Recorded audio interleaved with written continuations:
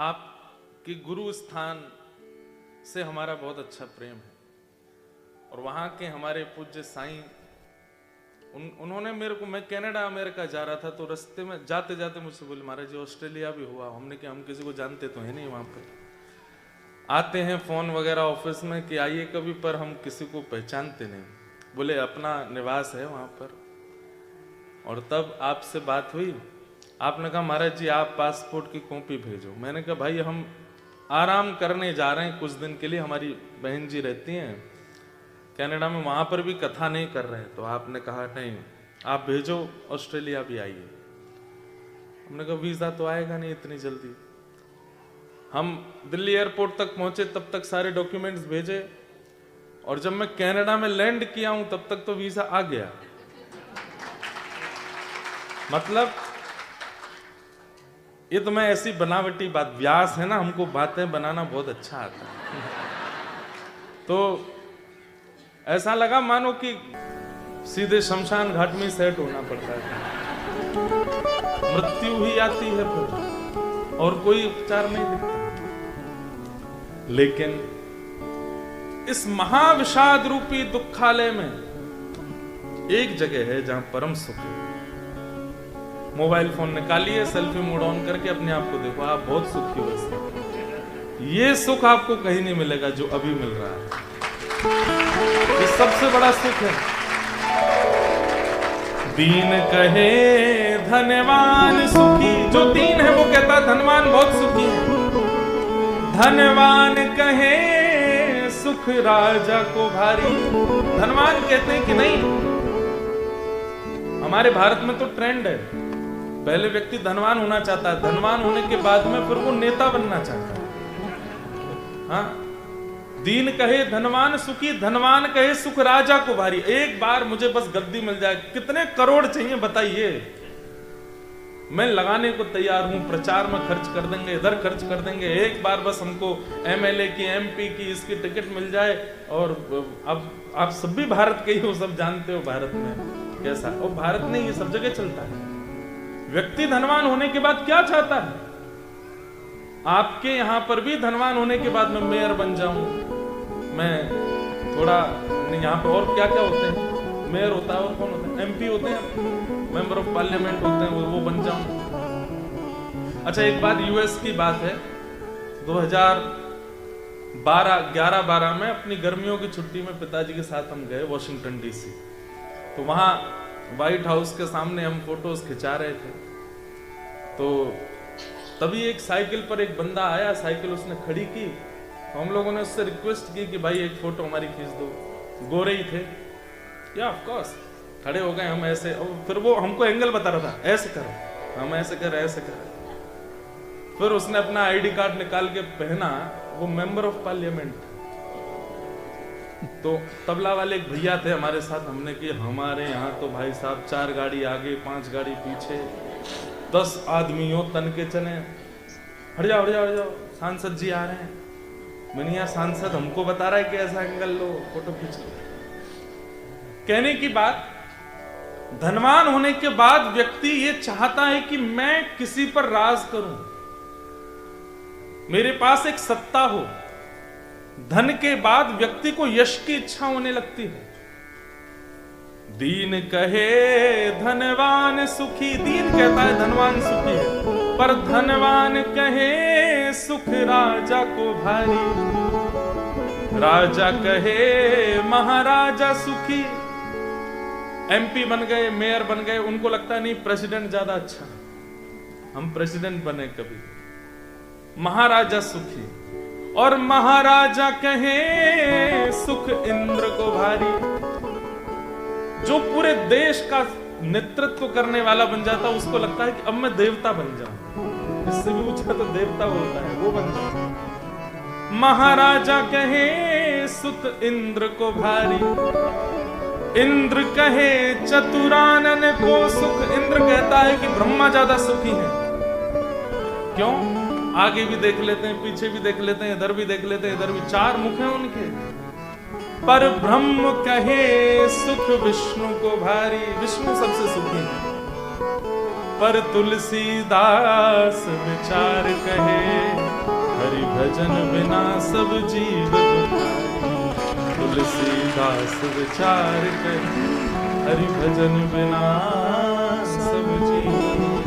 हमारे वृंदावन में आके देखो, यमुना जी के तट पर महाराज एक कॉपीन पहने हुए बाबा रज लगाए हुए माथे पर इतने मस्त होकर के नाचते हैं, उनसे ज्यादा सुखी कौन? हमारे गोवर्धन में जाके देखो, 3 बाबा हैं, 3 परिक्रमा रोज गिरिराज जी के लगाते हैं। 1 परिक्रमा इज इक्वल टू 21 किलोमीटर। 3 परिक्रमा कितनी हो गई? कितनी हो गई? 63 किलोमीटर्स एवरी डे। मतलब उनकी 3 परिक्रमा जब पूरी होती हैं, उसके बाद वो केवल बैठते हैं, स्नान करते हैं, तिलक स्वरूप लगाते हैं, दूसरे दिन की परिक्रमा शुरू कर देते हैं। हर दिन लगाते हैं और केवल मुख में राधे राधे राधे राधे जपते रहते हैं और केवल परिक्रमा लगाते हैं। उनको देखोगे तो आप सुखी हो जाओगे, इतने सुखी लगते हैं।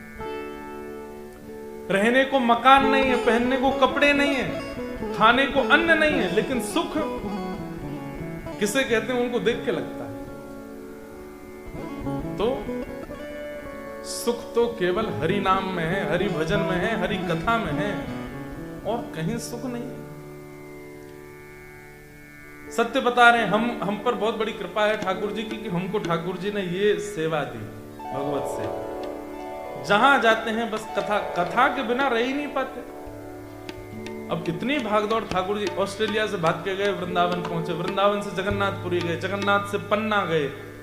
मतलब 4-5 दिन के वृंदावन प्रवास में भी मैं जगन्नाथपुरी भी हुआया, सप्तनिधियों में से पन्ना के ठाकुर जी श्री जुगल किशोर जी भी हुआया, वृंदावन के श्री राधा वल्लभ जी का प्रसाद, राधा रमन जी का प्रसाद, सबका प्रसाद भी पा लिया। कई महापुरुषों के दर्शन भी हो गए, कई सारे भक्तों को दीक्षा भी दिया है। गुरु पूर्णिमा उत्सव पर अपने गुरुदेव को भी प्रणाम करे आए, न्यूजीलैंड भी आ गए, यहाँ आकर के फिर कथा करने लगे। मतलब एक क्षण भी ठाकुर जी की कथा से विलीन नहीं जाता, बिलग नहीं जाता, इसीलिए हम सुखी हैं, परम सुखी। सुख क्या है? भगवत कथा, भगवत रस, भगवत नाम, इससे बड़ा सुख और कहीं नहीं।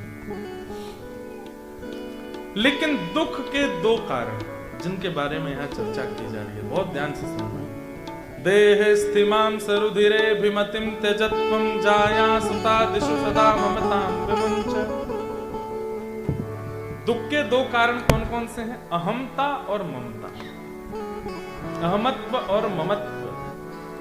सब लोग इधर देखो, ध्यान से सुनो।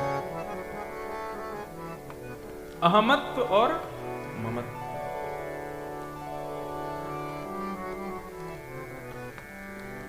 कथाओं में सबसे बड़ा कॉपीराइट बालकों का होता है।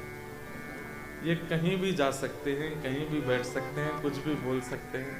इसीलिए ये गोपाल जी और किशोरी जी के स्वरूप है। इसलिए ये जो करने इनको करने दो। आप लोग यहां देखो कथा से। अहमत्व और ममत्व कष्ट के 2 कारण हैं। शायद हो सकता है कि इनको समझ के आप कष्ट का अनुभव थोड़ा कम करने लगोगे। पूरी तरह खत्म नहीं होगा, पर थोड़ा कम हो जाएगा। पहला कष्ट का कारण क्या है? अहमत्व। अहमत्व किसे कहते हैं? कि मैं कुछ हूं, मेरा कोई अस्तित्व है। इसीलिए व्यक्ति दुखी रहता है।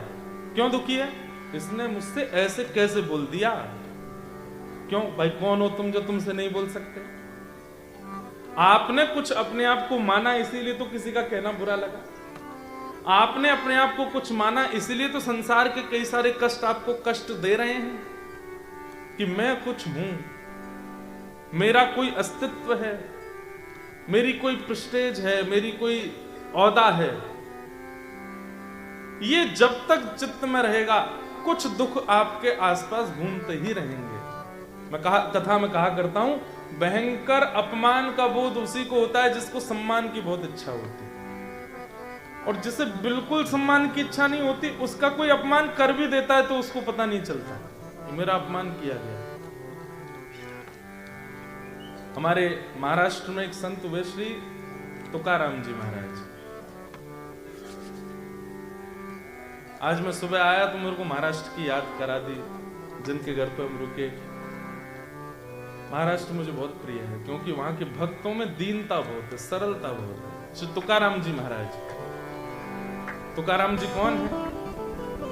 आप सबने छत्रपति शिवाजी महाराज का नाम सुना होगा। छत्रपति शिवाजी महाराज भी जिनका सत्संग सुनते थे, जिनकी कथाएं सुनते थे, जिनको जाके प्रणाम करते थे, वो थे श्री तुकाराम जी महाराज। लेकिन उनकी पत्नी दिन भर लड़ती थी उनसे, इतना लड़ती थी, इतना लड़ती थी, इतना लड़ती थी कि श्री तुकाराम जी महाराज अंतर्निष्ठ हो गए। बिल्कुल ऐसे हो गए मेरा कोई अस्तित्व ही नहीं है। अब पत्नी उनको बुरा बोले, भला बोले, कई बार तो हाथ भी उठा देती थी, लेकिन तुकाराम जी को बुरा क्यों नहीं लगता था? क्योंकि वो अपने आप को कुछ समझते ही नहीं थे। छत्रपति शिवाजी महाराज प्रणाम कर रहे हैं, वो व्यक्ति अपने आप को कुछ नहीं समझेगा। यही तो भक्ति सिखाती है। तृणादपि सुनीचेन, श्री चैतन्य महाप्रभु कहते हैं कभी विशाल वृक्ष बनने का प्रयास मत करना, क्योंकि आंधी आती सबसे पहले गिरेगा।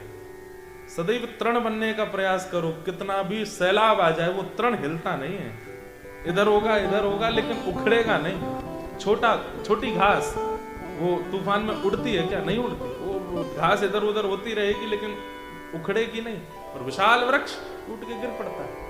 इसलिए तृणादपि सुनीचेन, भक्ति मार्ग में आ रहे हो तो भक्ति मार्ग में आके दीन बनना सीखो, सहज बनना सीखो, सरल। हमको केवल दुनिया से प्रेम मिलता है ना, खूब गालियां भी मिलती, खूब बुरा भला भी बोलते हैं, अनर्गल भी बोलते, जो मन में आता बोलता है, बिना जाने बोलते हैं, हम कुछ नहीं कहते, क्योंकि यही तो सीख रहे हैं यहां से, तृण के समान।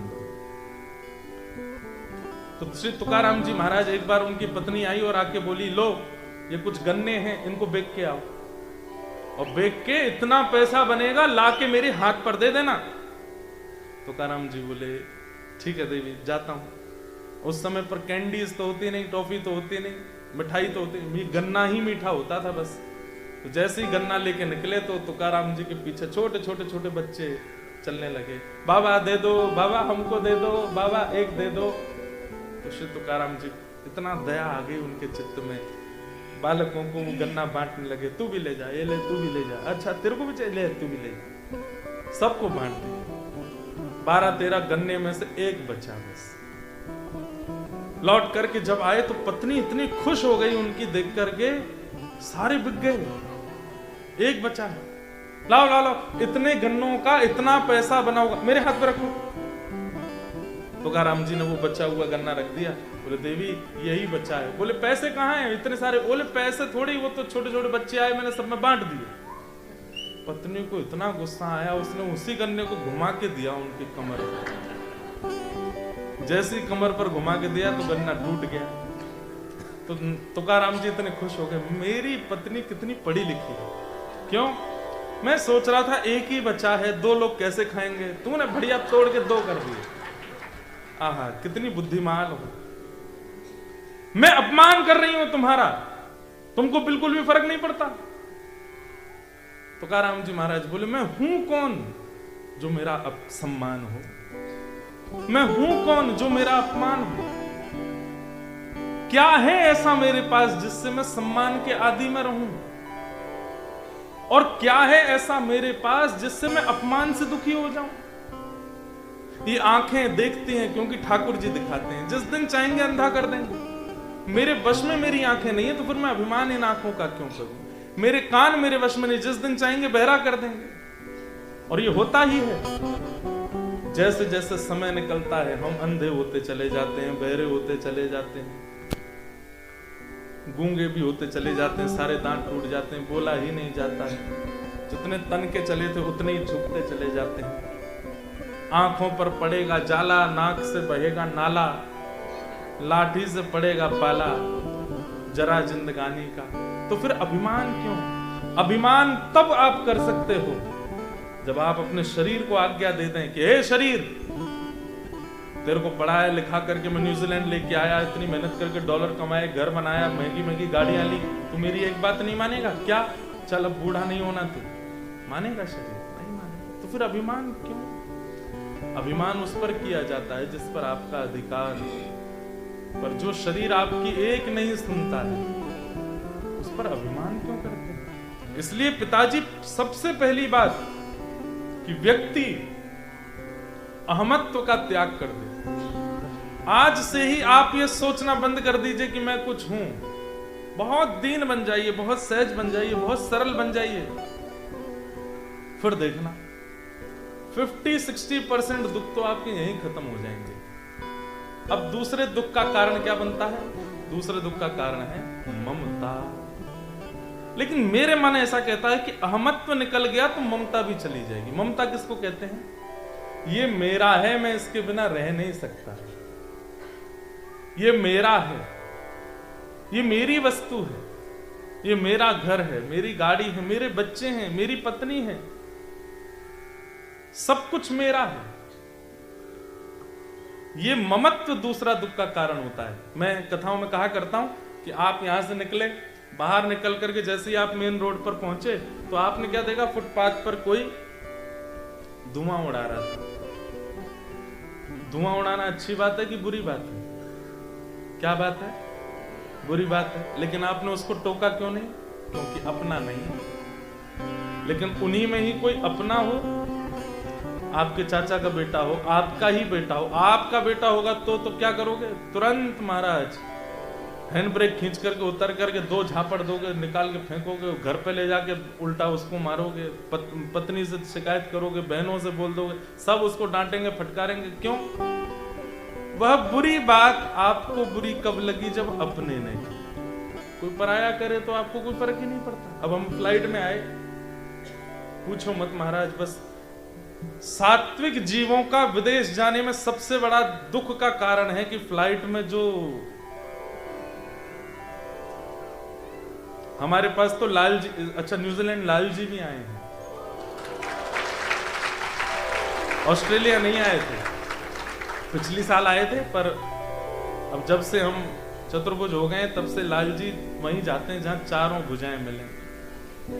तो लाल जी आए हैं न्यूजीलैंड भी, तो लाल जी को लेकर के आए। रास्ते में जब भोजन तो नहीं बोलना चाहिए उसको, खाना, जब खाना परोसा जाता है, अच्छा जिस फ्लाइट में भारतीयों वहां फिर भी चल जाती है चीज, जैसे इंडिया से सिंगापुर आए तो उसमें भारतीयों की संख्या ज्यादा है तो फिर भी ठीक है, वो लोग सब वही भारतीय भोजन करते हैं। लेकिन न्यूजीलैंड से जो यहाँ की फ्लाइट थी, वो सिंगापुर से जो यहाँ की फ्लाइट थी, उसमें तो एक भी, हम 3-4 भारतीय होंगे बस, 1-2 वैष्णव और थे, बाकी तो सब गोरे थे।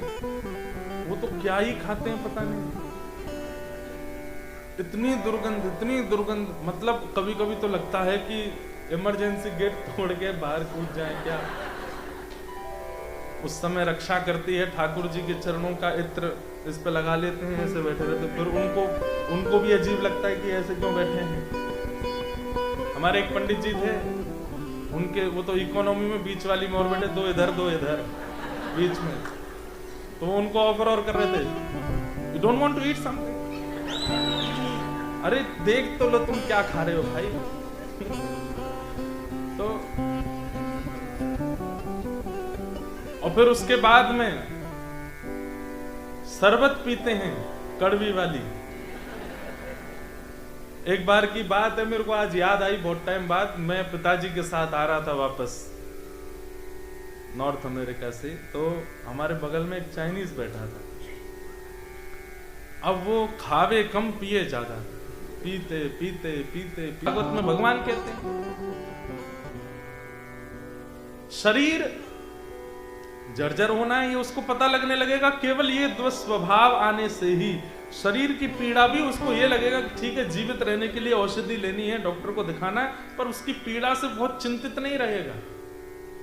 हमारे वृंदावन के अधिकतर महापुरुष गंभीर रोगों से ग्रसित हैं। ऐसे ऐसे रोग हैं कि उन रोगों का उपचार भी नहीं हो पाता है। हमारे यहाँ के कई महाराज जी ऐसे, वो दवाइयां भी नहीं खाते। पूज्य श्री मलुक पीठ वाले महाराज जी वो औषधि नहीं लेते। अब बन जाता है कोई ना कोई रोग, डॉक्टर कहता महाराज जी औषधि तो लेनी पड़ेगी, ना औषधि नहीं लेंगे, पता नहीं है किसने बनाई होगी, कहाँ बनी होगी, कैसी बनी होगी, इसको लेंगे रोग तो ठीक हो जाएगा, लेकिन भगवत प्राप्ति में बाधा आ जाएगी, दवाई नहीं लेते। लेकिन उनकी कथाएं सुनो, उनके सत्संग में बैठो, उनकी बातें सुनो, वो हजारों मानसिक रोगियों को प्रसन्न कर देते हैं, स्वयं रोग में होते हुए भी। क्यों? क्योंकि अहमत्व नहीं, ममत्व नहीं। तो इन दो चीजों पर जिस व्यक्ति ने काबू कर लिया, उसको संसार की कोई ताकत दुखी नहीं कर पाएगी।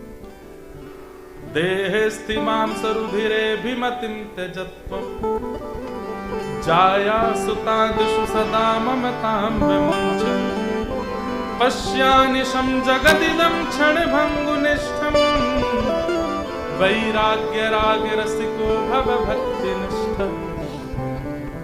कहते हैं कि जो इन दो चीजों को चित्त में ले आता है, अहमत्व और ममत्व से बचने लगता है, उसको संसार कैसे लगने लगता है? बोले क्षण भंगुर। जैसे बबल्स, एयर बबल और वाटर बबल्स कैसे होते हैं? स्पर्श कर दो तुरंत फूट जाते हैं। संसार ऐसा ही है, वो कितने दिन का है कुछ पता नहीं है। मुझे पता चला आज ही कि न्यूजीलैंड में यहाँ पास में एक वोल्केनो है। तो आज सुबह बात चल रही थी कि महाराज जी वो जानवर तो इसलिए दिख गया, आपको प्रणाम करने आया होगा, ब्रज से आए वो तो इसलिए आ गया आपको प्रणाम। तो जैसे बताया वोल्केनो, तो एक बोले कि महाराज जी कहीं वो आपको प्रणाम करने नहीं आ जाए। वोल्केनो ये जान के कि ब्रज से आए भाई, इनको प्रणाम करने हमें तो सब नष्ट हो जाएगा। तो एक वोल्केनो है यहाँ पर, और फिर बहुत सारी बातें सुनी। कोई बोल रहे थे 250 वर्ष का जीवन है, कोई कह रहे 1000 वर्ष का जीवन है न्यूजीलैंड का। वो जिस दिन फट जाएगा उस दिन सब पानी में चला जाएगा। पहले ऑस्ट्रेलिया न्यूजीलैंड एक ही थे, बीच का सब पानी में डूब गया। सब बातें कर, पर ये केवल एक जगह की बात नहीं है, पूरा विश्व ऐसा है। हम सबका जीवन ऐसा ही है, क्षण भंगुर। पश्यानिशं जगदिदं क्षणभंगुनिष्ठम्। एक ही तरीका है, बोले क्या? जितने दिन हैं शेष जीवन के बचे, उतने जीवन में बस केवल भगवान नाम। कोई कहे गोविंदा, कोई गोपाला, कहे गोविंदा, कोई गोपाला,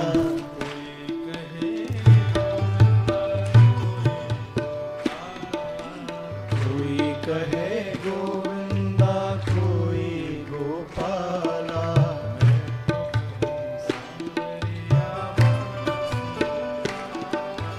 मैं तो कहूँ सांवरिया बांसुरिया। बस ये कीर्तन करने वाले ही प्रसन्न रह सकते हैं। ये कीर्तन में रहने वाले ही, कथाओं में रहने वाले, ये सबसे ज्यादा पॉजिटिव रहते हैं। इनके जीवन में कोई कष्ट नहीं होता। होते तो बहुत हैं, लेकिन इनको अनुभव नहीं। मैं कहा करता हूँ कि भक्ति क्या है? एनेस्थीसिया का इंजेक्शन है। एनेस्थीसिया का इंजेक्शन यहाँ लगता है कि नहीं लगता? लगता ही होगा। उसके लगने के बाद में काट दो, फाड़ दो, तोड़ दो, कोई पता ही नहीं चलता। क्यों? सुन्न हो जाता है। ऐसी भक्ति भी एनेस्थीसिया का इंजेक्शन है। ये तिलक लगाते ही, कंठी पहनते ही, गुरु मंत्र प्राप्त करते ही सब सुन्न हो जाता है। संसार फिर आपके साथ किसी भी हद तक चला जाए, प्रभाव नहीं होगा।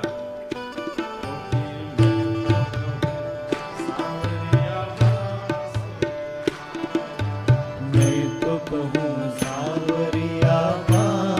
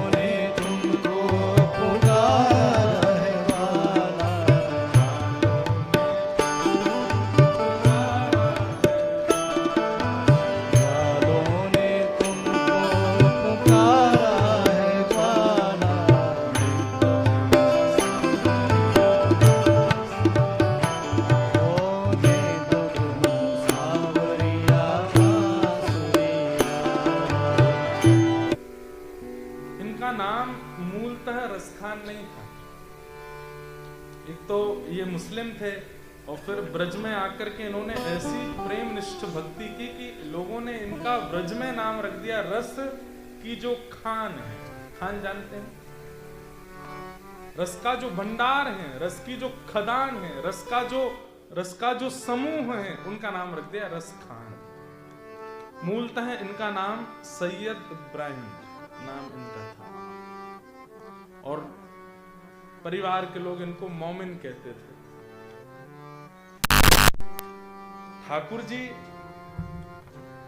जाति नहीं देखते, बिरादरी नहीं देखते, देश नहीं देखते, रूप नहीं देखते, रंग नहीं देखते। हम सब देखते हैं, हम मानव लोग सब देखते हैं, पर ठाकुर जी नहीं देखते। और ठाकुर जी अगर ये देखने लगे तो वो जगन्नाथ कैसे?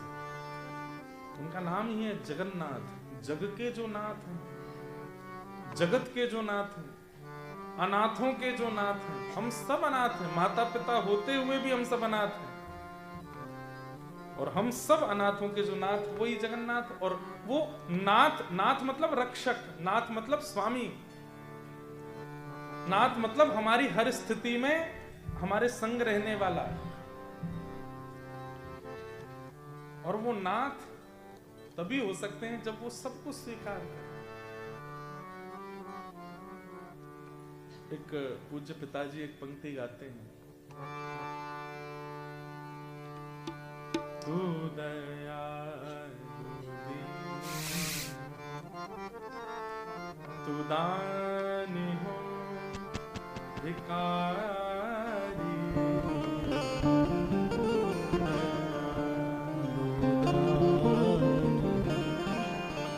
दानी हो भिखारी,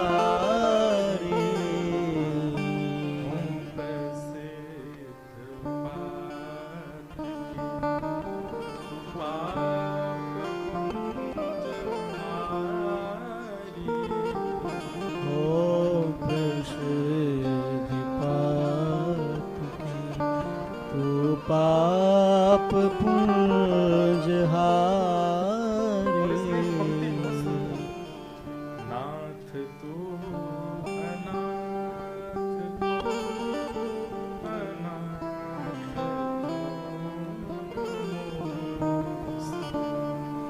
नाथ तू अनाथ को अनाथ को। कभी सोच के देखिए, आपका कोई है? हाँ, लोग मुझ पे भी प्रश्न उठा देते हैं, बोले आप दुनिया को कहते हो आपका कोई है, सब अनाथ है। आपके भी माता पिता हैं, पत्नी है, आपके भी बहन भाई सब हैं, पर उसके बाद भी हम अनाथ हैं। बुरा मानने वाली बात नहीं है, पर स्वार्थ लाग करें सब प्रीति, सबकी प्रीति आपसे एक स्वार्थ की है, और वो स्वार्थ यदि आप सिद्ध नहीं कर पाओगे तो आपका कोई भी नहीं। लेकिन वो तब भी आपके। नाथ तू अनाथ को अनाथ कौन मोसो।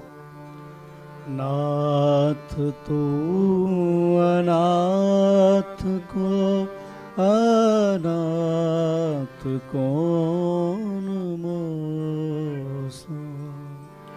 मो समान आरत नहीं, मो समान आरत नहीं, मो समान आरत नहीं, मो समान आरत नहीं। आरत हर तो सो तू दयालु दीन हो, तू दानी हो भिखारी, तू दयालु दीन हो, तू दानी हो भिखारी। ठाकुर जी सबके नाम,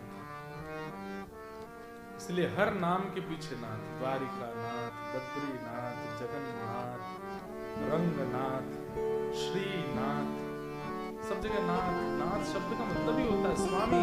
नाथ का मतलब रक्षक, नाथ का मतलब पति, पति को भी नाथ कहते हैं। हम सबके नाथ। रसखान शाहिद इब्राहिम पठान कुल में जन्मे थे। अब रसखान जैसे भक्तों के चरित्र को सुन के आपको एक चीज स्पष्ट हो जाएगी कि आपके चाहने से ठाकुर जी आपको प्रिय नहीं लग सकते। ठाकुर जी को आपके ऊपर दृष्टि पड़ी है, इसलिए आपके अंदर उनके प्रति प्रेम है। अगर वृंदावन प्रिय लगता है, व्रज प्रिय लगता है, कथा प्रिय लगती है, नाम प्रिय लगता है, तो इसका मतलब आपकी सामर्थ्य की परे की बात है। ये आप नहीं कर सकते थे, ठाकुर जी को आप प्रिय लग गए, इसलिए वृंदावन आपको प्रिय लग रहा है। और इस बात का प्रमाण ये सब मुस्लिम भक्त देते हैं, जिनमें पहला नाम रसखान। दो कथाएं आती हैं इनके वृंदावन प्राप्ति की, दोनों कथाएं हम सुनेंगे। एक कथा कि दिल्ली में रहते थे इनके माता पिता, एक जंग हुई थी दिल्ली में जिसमें इनके माता पिता मारे गए। तो ये एक मौलवी जी के साथ में रहते थे और वो मौलवी जी पढ़ाते थे बच्चों को। क्या पढ़ाते थे कि ये सब भी मौलवी बने आगे चल के।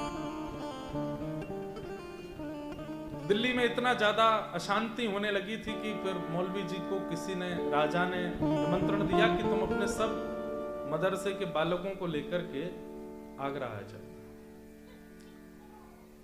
आगरा के लिए ये अपने सब मदरसे के बालकों को लेकर के निकले और उनको रास्ते में क्या बताते जा रहे हैं?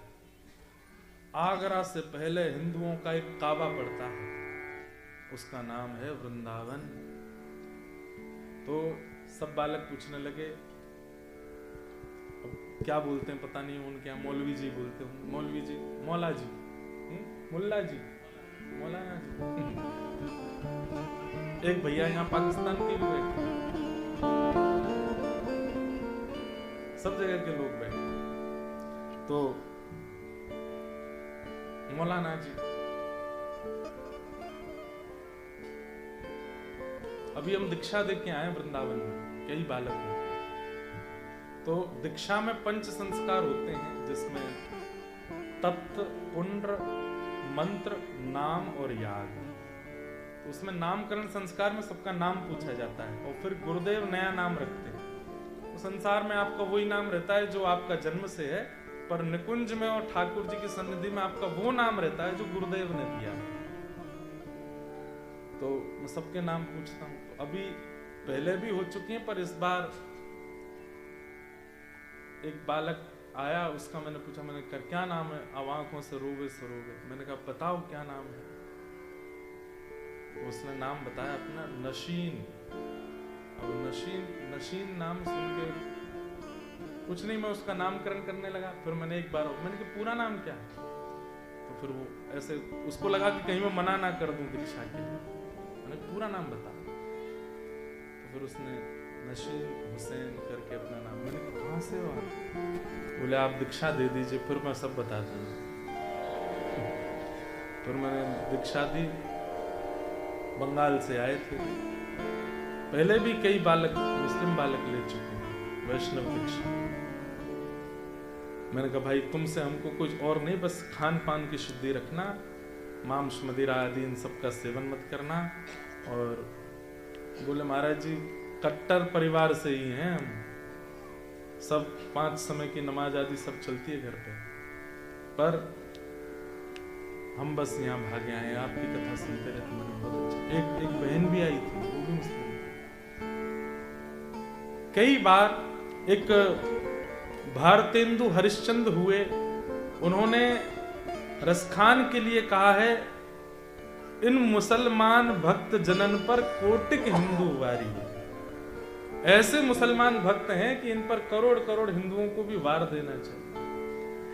अब नाम मुसलमान हो जाता है, हिंदू हो जाता है, जाति इधर उधर हो जाती है, लेकिन भक्ति जात पात पूछे नहीं को, हरि को भजे सो हरि को हो। जो हरि का है उसकी कोई जाति नहीं है।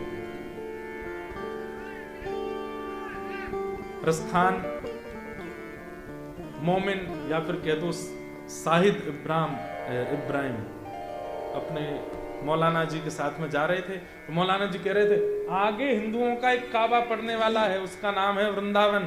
बोले अच्छा, वहां हिंदुओं का भगवान रहता है और हमने सुना है वो टेढ़ी टांग है उसकी। तो सब बालक बोले तो मौलाना जी क्या करें?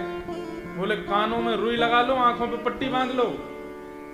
बोले इसका क्या अभिप्राय है? बोले उसको देख लोगे तो वो तुमको पागल कर देगा, अपना बना लेगा, और आंखें बंद करके कानों से अगर उसको सुन लोगे तो भी तुमको पागल कर देगा, इसलिए कानों में रुई। अच्छा, कई बालकों में ऐसा होता है स्वभाव, हमारे घर में भी बालक हो, उनको मना करो यहां मत जाओ, वहीं देखो क्या है यहाँ पे। उन्हीं बालकों में ऐसे स्वभाव वाले थे शाहिद इब्राहिम, जो बाद में बने रसखान। पट्टी बांधी लेकिन थोड़ी ढीली सी, कान में रुई तो डाली लेकिन थोड़े ऐसे कि ऐसा क्या है, मैं भी तो देखूं। जैसे ही वृंदावन की सीमा आई, मौलाना जी ने सबके आंख बांध दी, कानों में रुई लगा दी, और एक के पीछे एक बालक पकड़ करके चल रहे हैं, और इनका जो भी जाप होता है बोले वो जाप करते चलो, उससे दूर रहेगा वो। लेकिन जैसे ही प्रवेश किया वृंदावन में, अब बीच बीच में ऐसे उठा के देखते हैं रसखान, ऐसा कैसा बालक है, ऐसा कैसा भगवान है, टेढ़ा है। और हमारे मौलाना जी बता रहे थे छोटा है, बड़ा भी नहीं है, छोटा सा है, और छोटा सा बालक इतने लोगों को पागल कर देता, मैं देखूं तो सही है कैसा। कभी इधर से उठा के देखें, कभी कान से रुई निकाल करके सुने। इतनी ज्यादा मन में उत्सुकता होने लगी, तभी जगऊ कलम बाम दृशाम मनोहरम, सुंदर वेणु की ध्वनि सुनाई दे रही है। और ठाकुर जी वेणु कैसे बजाते हैं? जिस गोपी को बुलाना है ना, उसी का नाम बोलते हैं उस वेणु में। रसखान इनका प्रथम नाम भगवान नहीं रखा। अरे रसखान तू मोयना देखेगो, मैं तो यही ठाड़ो। मुझको रसखान कौन बोला? अच्छा, जब ठाकुर जी की, अच्छा एक बात है, ठाकुर जी दिख जाए या ठाकुर जी का स्वर सुनाई दे जाए या ठाकुर जी का अनुभव होने लग जाए, तो पहली स्थिति जो होगी निर्वाक, वो बता नहीं पाओगे किसी को कि हो क्या है। किसी से अगर आपने जाके कह दिया कि मेरे साथ ऐसा ऐसा हुआ, तो समझो कि आपने ठाकुर जी को नहीं किसी और को देखा है। मीराबाई कभी नहीं बता पाई, उन्होंने पूरा ग्रंथ लिख दिया, इतनी मोटी किताब पदों की लिख दी, लेकिन बता नहीं पाई कि जब ठाकुर जी दिखते हैं तो क्या होता है। लगन लगी घनश्याम की जाए, लगन लगी घनश्याम की जाए, लगन लगी घनश्याम। नारायण जी गाते हैं, लगन लगी घनश्याम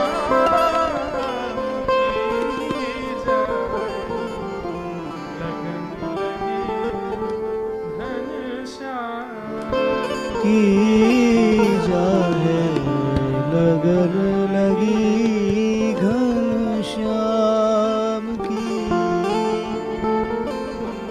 जैसे ठाकुर जी की लगन प्रेम लग जाता है ना, वो पैर रखेगा कहीं, पड़ेगा कहीं, जाएगा कहीं, मिलेगा कहीं, होगा कहीं, पहुंचेगा कहीं। मतलब उसकी स्थिति पर हमारी जैसी नहीं रहती। हम लोग कैसे, हमें विवेक है, ऐसे चलना है, ऐसे खाना है, ऐसे पहनना है, ऐसे रहना है। ठाकुर जी के प्रेम वाले वो बौरे होते, बाबड़े से हो जाते हैं, उनको नहीं पता होता। रसखान चलता जा रहा है और वो स्वर कान में आता है, अरे तू आजा, मैं यहाँ खड़ा हूं, अरे देख यहाँ को देख ले एक बार। इतना सुंदर स्वर कि रसखान स्वयं को रोक नहीं पाया। प्रेम के जितने स्वरूप होते हैं, इस बार एडिलेड में कथा हुई थी, वहां मैंने प्रेम के 8 स्वभाव बताए थे, और वो 8 स्वभाव एक साथ रसखान में प्रकट होने लगे, जिसमें पहला है नेत्रों से अश्रु गिरना, दूसरा है शरीर के रोंगटे खड़े होना, तीसरा है शिवरिंग होना, हाथ पैर कांपने लगना। कई सारे उसके अष्ट स्वभाव हैं, मिलेगा तो कल शायद यहां भी सुनाऊं। वो अष्ट स्वभाव एक साथ रसखान में प्रकट होने लगे और जैसे ही नेत्र खोल करके देखा, आहा, त्रिभंग ललित श्याम सुंदर मुरली मनोहर ऐसे खड़े और मंद मंद मुस्का करके रसखान को अपनी ओर बुलाए। एक क्षण की वो झलक दिखते ही ठाकुर जी तो अंतर ध्यान हो गए और रसखान मूर्छित होकर गिर पड़ा।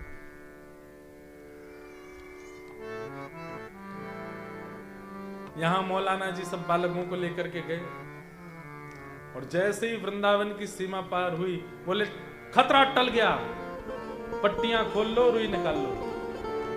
बालकों ने सबने पट्टियां खोल ली, रुई निकाल ली। बोले सब हैं ठीक है। बोले अरे मौलाना जी वो मोमिन कहां गया, शाहिद कहां गया, अरे अरे कहां गया।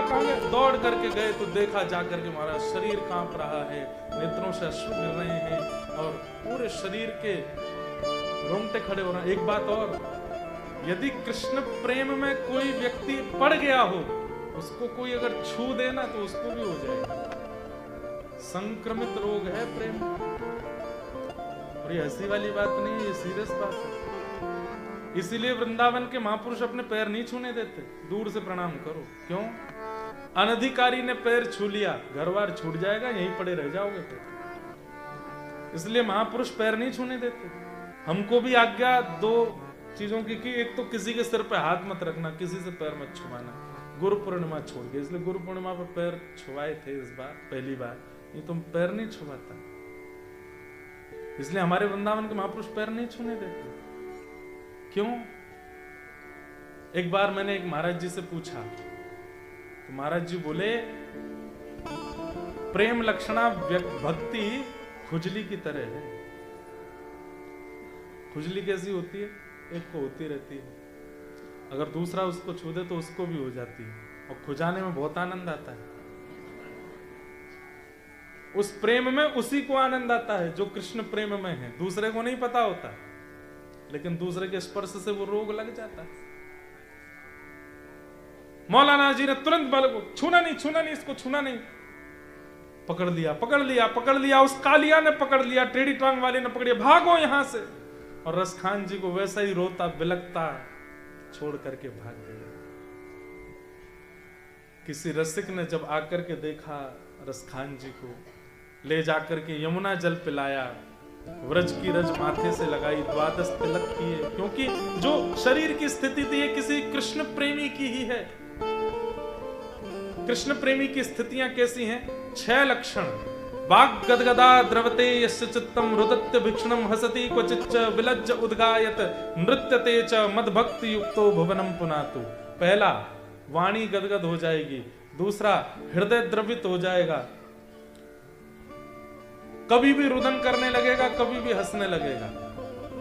और विलज्ज उद्गायत नृत्यते च, भुजा उठाकर के नृत्य कीर्तन करने लगेगा। ये 6 लक्षण भगवान कहते हैं मेरे भक्त के। जैसे हम अगर देखें तो पागल की उपाधि देंगे, पागल। 6 लक्षण ऐसे। वो 6 लक्षण रसखान जी में प्रकट हो रहे हैं, लेकिन रसखान जानते नहीं है कि वो कौन है जिसको मैंने देखा। जब होश में आए तो जो व्यक्ति थे उन्होंने पूछा, कौन हो भाई, क्या नाम है तुम्हारा? बोले मेरा नाम क्या है, मुझे नहीं पता। कहां से आए हो? बोले मुझे ये भी नहीं पता। बोले क्या याद है अंतिम? सांवरी सूरत, सांवरी सूरत, मोहनी मूरत, हृदय लियो चुराए, हृदय लियो चुराए, बाकी चाल चले मन, बाकी चाल चले मनमोहन, अब जिए को नाही सुहाए, अब जिए को। अब संसार का मुझे और कुछ याद नहीं, केवल इतना याद है, एक सांवला सा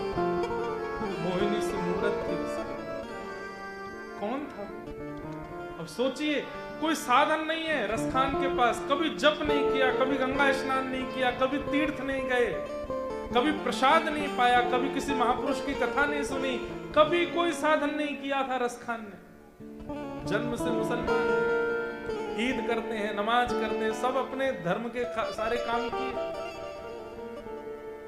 बस रोने लगे उस महापुरुष के चरण पर। कौन है वो, कौन है? मुझे कुछ नहीं चाहिए, केवल उनको देखना है, वो कौन है? तब उस महापुरुष ने बताया, बोले वो तो नंद नंदन। बोले कौन नंद नंदन? बोले नंद जी के लाला। कौन नंद जी? कौन उनके लाला? तब उस महापुरुष ने पूरी भागवत की कथा सुनी और संपूर्ण भागवत कथा सुना करके कहा कि ये है श्री कृष्ण। जब गोपी गीत में गोपियों को छोड़ करके अंतर ध्यान हो गए श्री कृष्ण, और गोपियां इधर उधर यत्र तत्र ढूंढ रही हैं, कृष्ण को पुकार रही हैं, उस समय रसखान की कथा सुनते सुनते स्थिति गोपियों जैसी हो गई, इधर गिरते हैं उधर गिरते हैं। बोले ऐसे ही मुझे छोड़ के चले गए, कहां चले गए, बुलाइए ना उन्हें। तब लोगों ने जांच पड़ताल की, उनको पता चला कि इनका नाम शायद इब्राहिम है, लेकिन ऐसे रस के समूह में है तो लोगों ने प्रेम से उनका नाम रसखान रखा। रसखान। अच्छा, एक बात, एक फिल्मी गाना है, मुझे उसकी लाइन याद नहीं, जो दिल प्यार करेगा, वो गाना कैसे है? हर दिल जो प्यार करेगा। वाह भाई हरिवंशी। हर दिल जो प्यार करेगा वो, भाई प्रेम का एक स्वरूप है। अगर व्यक्ति प्रेम में पड़ा है तो गाएगा जरूर। अच्छा, संसार का प्रेम प्रेम नहीं है, वो प्यार है। वो किसी वस्तु से अटैचमेंट है, स्वरूप से होगा, रूप से होगा, शरीर से होगा, बातों से होगा, वो एक अटैचमेंट है। उसमें गायन पुराने गाए हुओं का ही गा देता है व्यक्ति, पुराने सिंगरों के ही गाने गाता है, लेकिन कृष्ण प्रेम में जब पड़ जाता है तो अपनी रचनाएं गाता है। और तब रसखान ने गाना प्रारंभ किया। क्या गाते हैं रसखान? गाइएगा सब मेरे साथ रसखान के सुंदर भाव।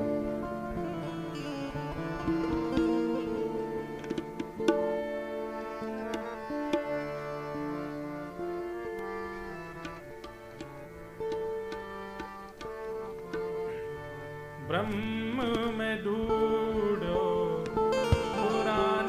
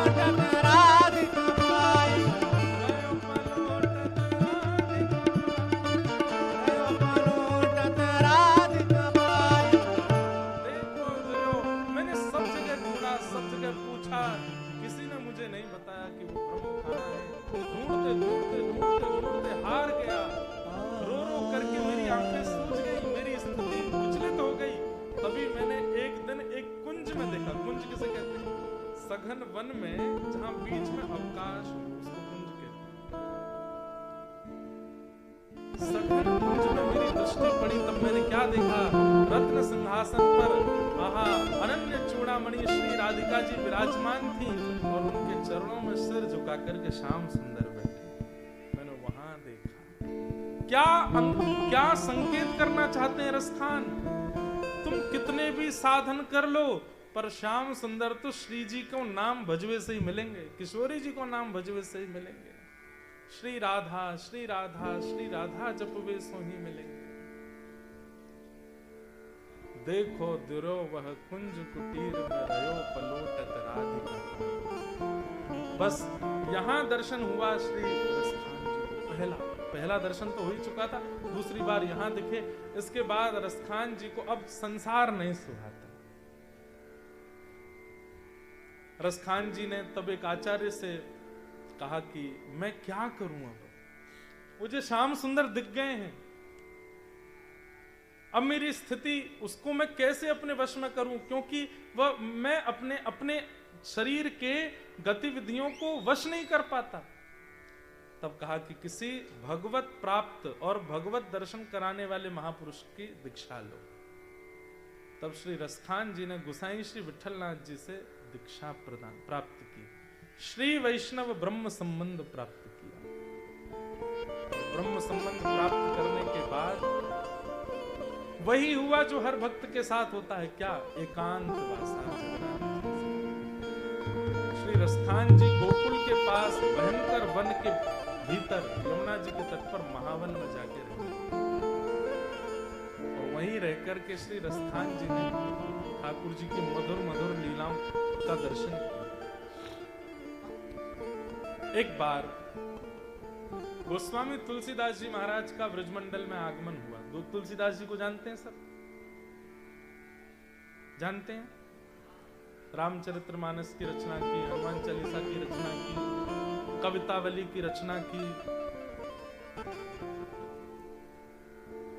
ऐसे श्री रसखान जी, श्री गोस्वामी तुलसीदास जी वो ब्रजमंडल आए।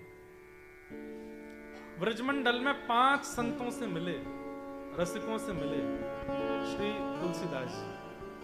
उनमें से एक थे श्री रसखान। कैसे मिले? एक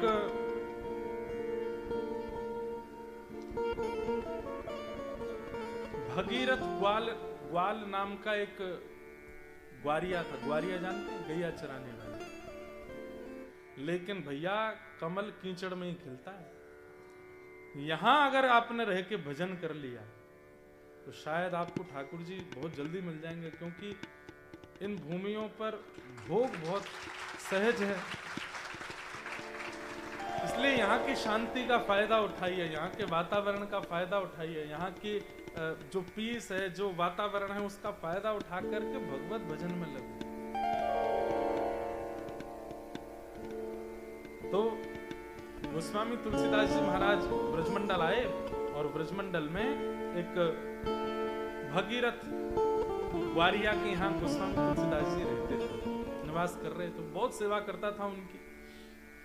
उसी को गोस्वामी जी कहते थे कि भाई इस भक्त का दर्शन कराओ, वो लेके जाता था। गोस्वामी जी ने कहा भाई हमने एक यवन कुल के व्यक्ति के बारे में सुना है, वो यहीं रहता है। अच्छा, रसखान जी का विरोध भी बहुत करते थे, बहुत विरोध होता था। एक तो मंदिर में प्रवेश नहीं करने देते थे उनको, बाहर से ही दर्शन करते थे। और यदि वो कोई पद गाते, उनके पद को सुन के कोई समाज में गा देता तो समाज ही उठ जाते थे। किसका पद गा रहे हो? म्लेच्छ का पद गा रहे हो, यवन का पद गा रहे हो। अरे महाराज वो म्लेच्छ यवन बाद में, पहले देखिए ना कैसा भक्त है। अरे भक्ति भक्ति सब आडंबर है उसका।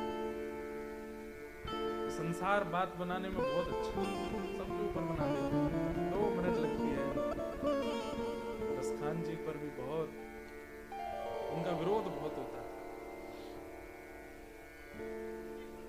गोस्वामी तुलसीदास जी महाराज ने एक यवन भगीरथ ग्वारिया से कहा कि मुझे उस यवन को मिलना है। वो कहाँ? बोले वो महावन पर एक टीला है। टीला कहते हैं मिट्टी का जो ऐसे पहाड़ जैसा छोटा सा खड़ा हो जाए, उसको टीला बोलते हैं। बोले उस पर वो रहते हैं, पूरे दिन रोते रहते हैं, महाराज यहीं पड़े रहते हैं, कोई भोजन दे जाए तो पा लेते हैं, नहीं तो कितने कितने दिन भूखे और केवल और केवल रोते रहते हैं, हे श्याम सुंदर, हे माधव, हे गोपाल, ऐसे ही कहते रहते हैं। गोस्वामी जी बोले मैं उनका दर्शन करने जाऊंगा और तुम मत चलना, मैं अकेले जाऊंगा। ग्वारिया लौट गया, गोस्वामी तुलसीदास जी पहुंचे। गोस्वामी जी के सिर पर उर्दपुंड देख के, गले में कंठी माला देख करके और धोती स्वरूप देख करके रसखान जी समझ गए कि कोई महापुरुष है। गोस्वामी जी प्रणाम करने की स्थिति में आए, उससे पहले तो रसखान जी ने दंडवत कर लिया। बोले महाराज ये सब मत करो, मैं इसका अधिकारी नहीं हूं, आप मुझे प्रणाम क्यों करने लग रहे थे? अरे रसखान, आप वो हैं जिनका रूप देख करके रस का संचार हो जाता है। कैसे हैं? बोले बिना ठाकुर जी के कैसे हैं? बिन जल मछली वैसे।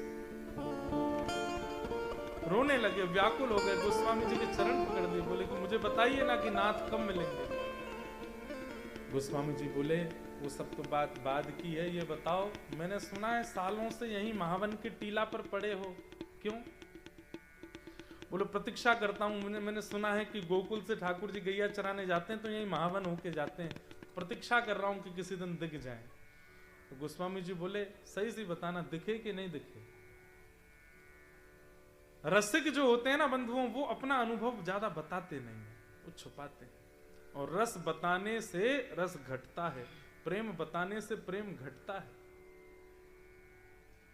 टॉफी रैपर में है तो कोई चेंटी उसको नहीं खाती, लेकिन अगर रैपर हटा दिया जाए तो चेंटियों का झुंड लग जाता है। ऐसे ही भक्ति प्रेम, इसको जितना हो सके रैपर में छुपा करके रखो, नहीं तो ये संसार रूपी चेंटियां लग जाती हैं उसको।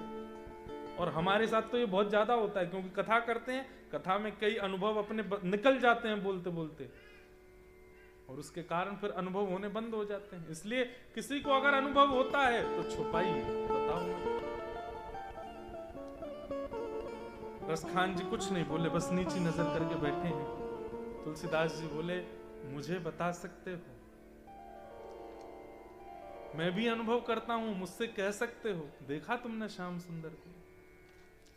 जब मुख ऊपर किया तो आंखों से विरल अश्रुधार, नेत्र लाल पड़ गए थे रसखान जी के। बोले हाँ देखा। बोले कैसे देखा, जरा बताओ। तब रसखान जी कह रहे हैं, धूर भरे अति शोभित श्याम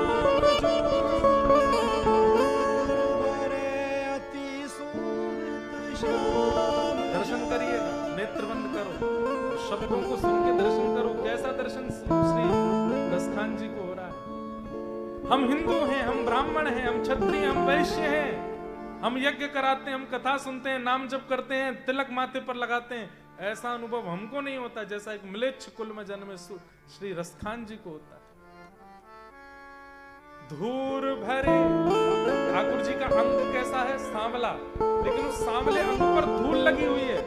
केशों में थोड़ी धूल लगी है, माथे पर धूल लगी है, गाल पर धूल लगी है। धूल भरे अति शोभित श्याम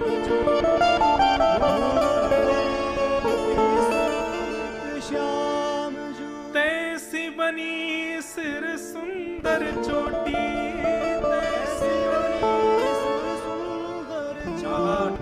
यशोदा मैया ने लाल जी के घुंघराले केशों को बांध करके सिर पर एक चोटी बना दी है, और ठाकुर जी धूल मिट्टी में खेल करके धूल में आए गए। सिर पे, गाल पे, थोड़ी पे, अंगन पे धूल लगी है। श्याम सुंदर सांवले, और उनके ऊपर मानो जैसे आभूषण एक स्वर्ण का आभूषण हो, ऐसी धूल लगी भई है। और खेलत खात फिरे अंगना,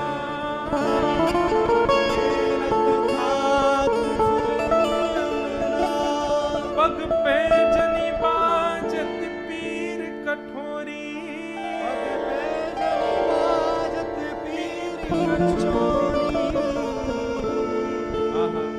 वस्त्र नहीं पहने हैं, केवल कमर में एक कौंधनी पहन रखी है और पैरों में पायल पहन रखी है। सिर पर केवल घुंघराले केशों की एक सुंदर चोटी बन रही है, और निर्वस्त्र हैं लाल जी, अपने मोटे मोटे कदमन से कभी इधर जाके कुछ खाते हैं, कभी उधर जाके गिर जाते हैं, कभी खेलने लगते हैं, कभी नाचने लगते हैं। वाह छवि को रस खान विलोकत,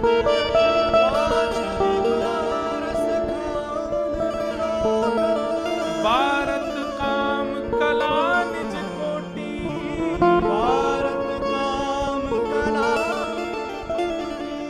इस रूप का दर्शन करके श्री रसखान जी दूर से ही बलैया ले रहे हैं ठाकुर जी की। इतने सुंदर लग रहे हैं ठाकुर जी, इतने सुंदर लग रहे हैं।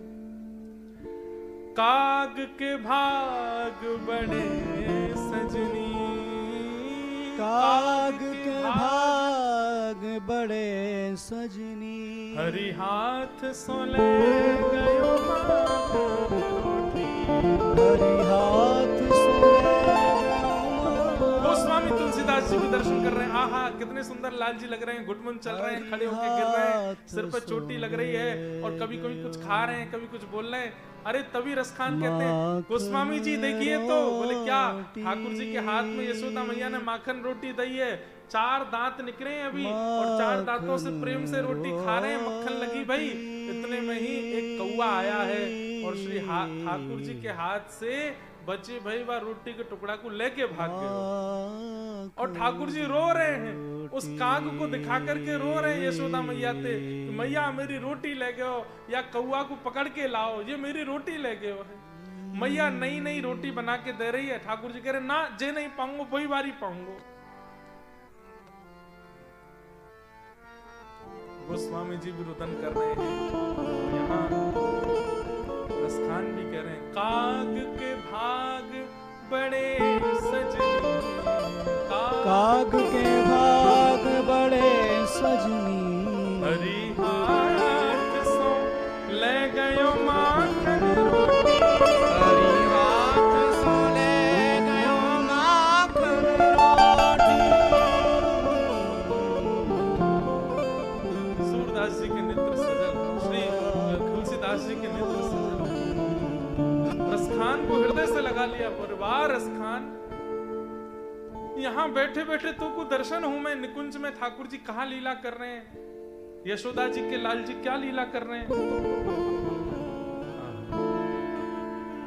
और कोई दर्शन हो तो बताओ ना। बोले एक दिन इसी टीला पर बैठे बैठे मैंने जो देखा वो आपको बताऊं। बोले हाँ बताओ। जा दिन ते नंद को छोरा, जाते नंद को छोरा, जा दिन ते नंद को छोरा, जा दिन ते नंद को छोरा,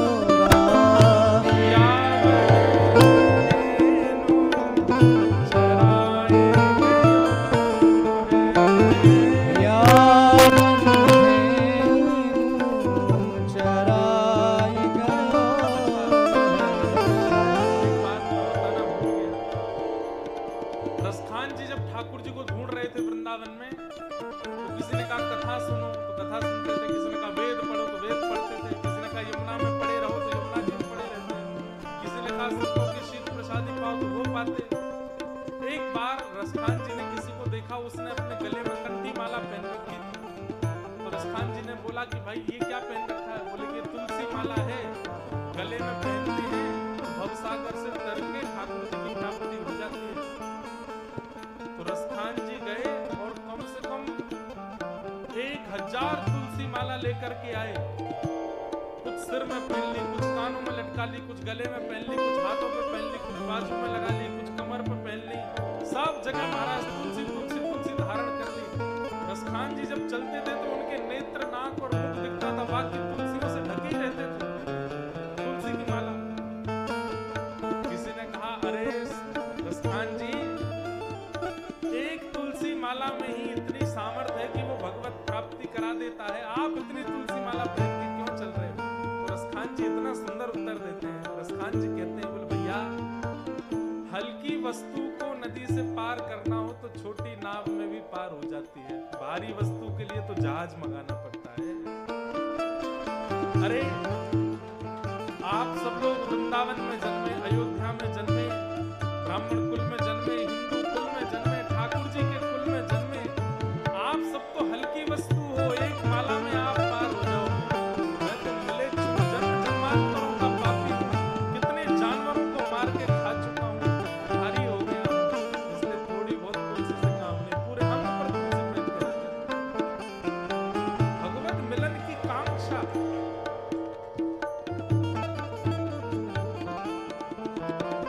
अच्छा, संसार में और भक्ति में एक अंतर है बंधु, बहुत ध्यान से सुनना।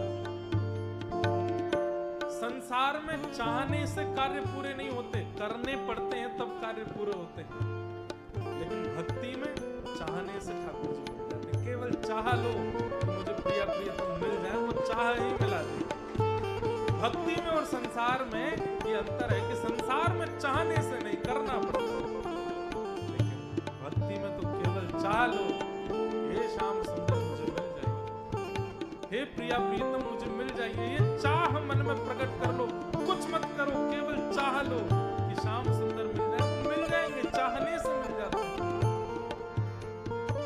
रसखान बता रहे हैं, इस टीले पर इतने सालों से मैं क्यों पड़ा हूं, क्योंकि मुझे एक दिन यहाँ दिख गए थे रास बिहारी ठाकुर जी। रसखान दर्शन करके तुलसीदास जी को दिखा, तुलसीदास जी गले से लगा लिया रसखान जी।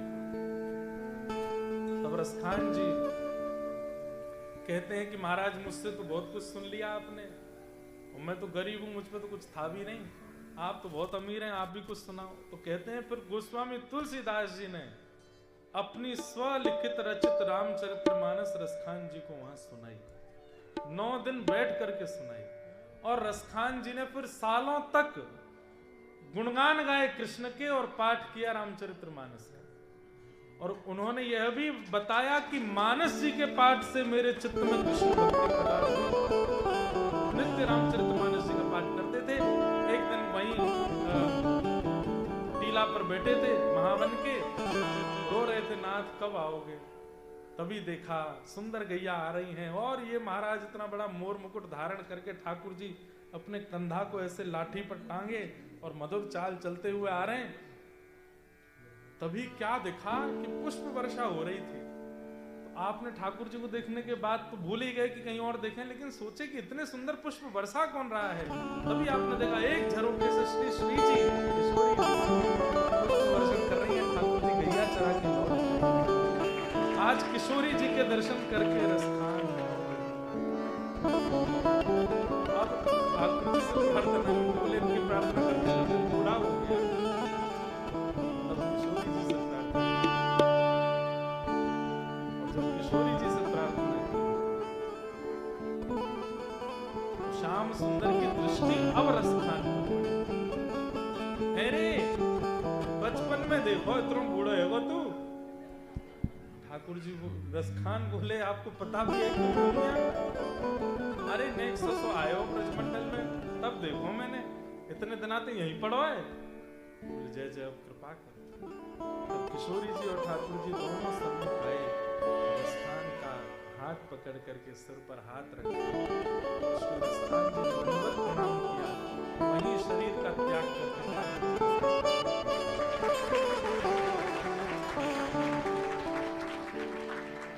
और अंतिम भाव रसखान ने क्या गाया?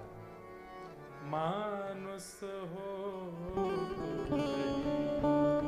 रसखान, मानुस हो रसखान,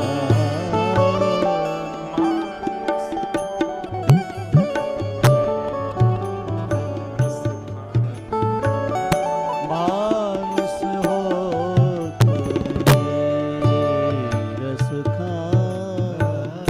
मानुस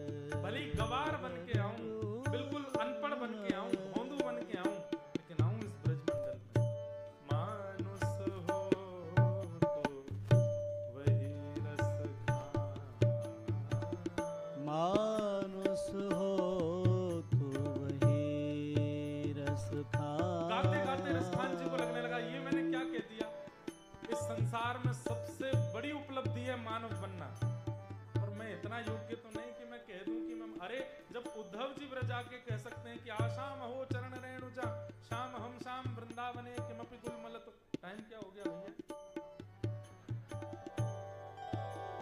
4 मिनट है अभी मेरे पास।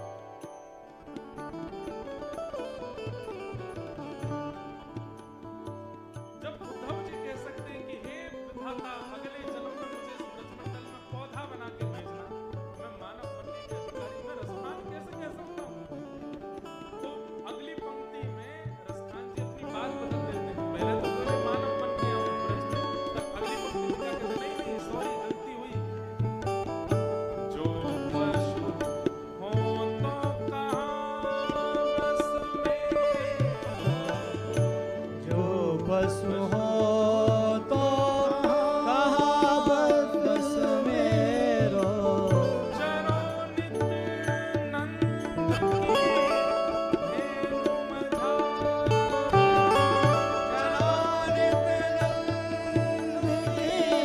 धेनु मजा।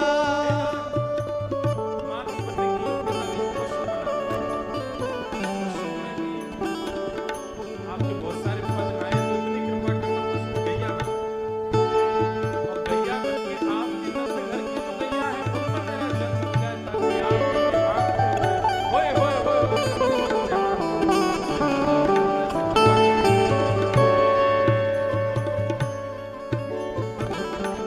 तब रसखान जी फिर कान पकड़ क्षमा बोले, क्यों? पशु बनना, उसमें भी गैया बनना, उसके लिए भी बड़ी योग्यता चाहिए, मेरे को उतनी भी नहीं। तीसरी बात कहते हैं मानव कट्टस, पशु कट्टस। अब तीसरी बात सुनो, क्या? वाहन हो तो वही गिरि, वाहन हो तो वही गिरि। मानव बन के नहीं आ सकता, पशु बन के नहीं आ सकता, पत्थर बन के आ जाओ। कहाँ का? उसी गिरी का, उसी गिरी का, उसी पर्वत का। हरो करो मिले जो खग, रो करो मिले जो खग हो तो, जो खग हो तो बसेरो करो मिले।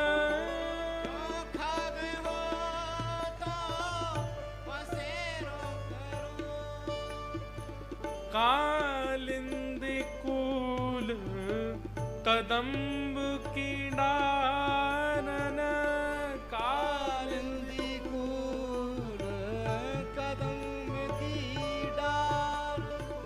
कालिंद कूल कदम्ब की डारन, कालिंद कूल कदम। अरे